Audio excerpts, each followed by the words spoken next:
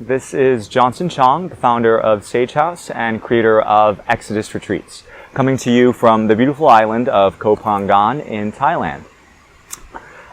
So for this month's theme for May, I feel really guided to talk about the concept of presence and its application to living in an urban environment.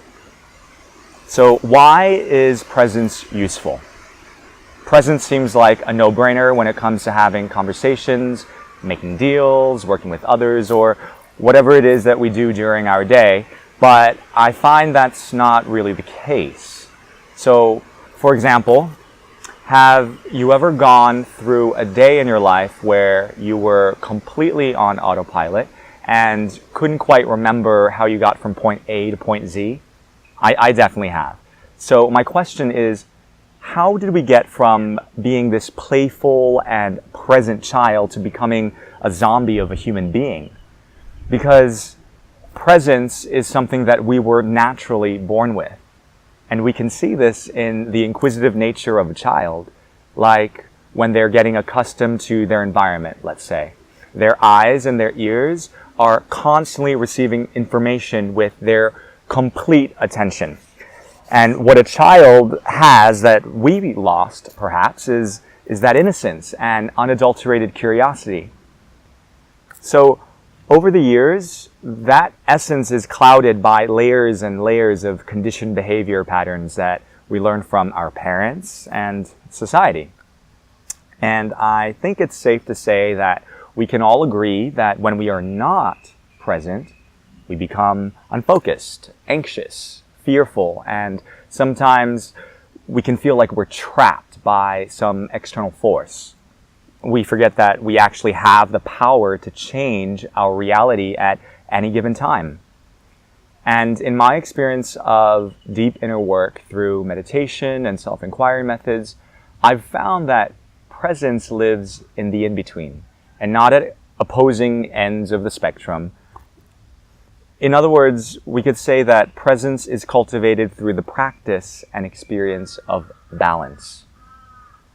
This past week, I have been undergoing an inner guidance facilitator program here in Thailand, and I've been getting very acquainted with this quality of presence. Our teacher, Amara, has been leading us into these deep internal experiences through contemplative self-inquiry, embodied sound and touch to enter into this exploratory space where we essentially experience why we get in the way of our natural state of happiness, peace, joy. And during these processes, I would enter meditative states that I normally arrive at through stillness, but instead I found myself having a more embodied experience of living my meditative state. I was receiving thoughts in the forms of images, symbols, stories, and memories, very much like having a waking dream. And simultaneously, I was also having energetic experiences, moving around the space, like I might be quivering or shaking or dancing. And without getting into the nitty-gritty of it, basically, I was accessing multiple states of consciousness at the same time, but from a place of childlike curiosity and pure innocent play. And what I found wasn't always light and fluffy. I encountered a lot of old demons and old stories of anger, judgment, old stories of not getting enough and not being enough. And I think that's the ticket. Presence is about being open and receptive to what is available in what Eckhart Tolle calls the here and now. Not some projection of the past or some fantastical hope for the future. And so for the last decade of teaching and observing my clients, I basically encountered two types of people.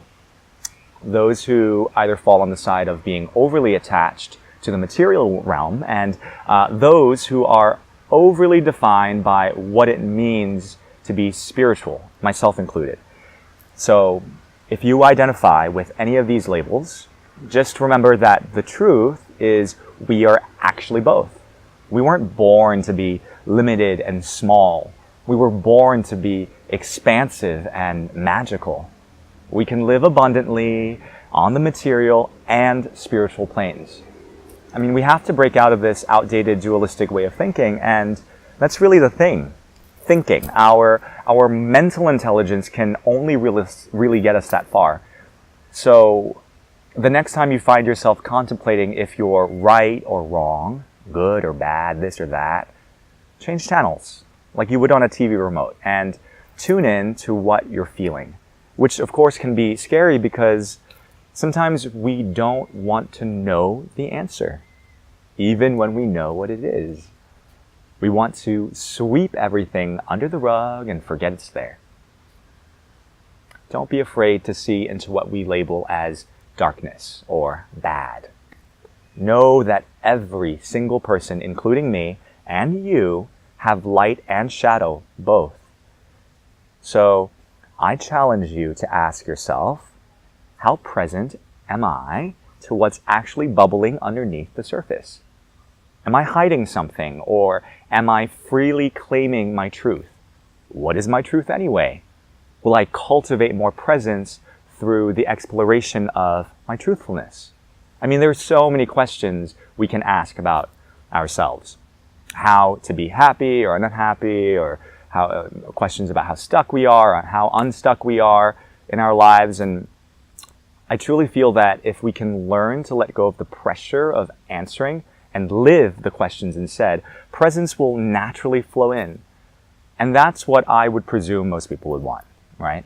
To show up for our own lives.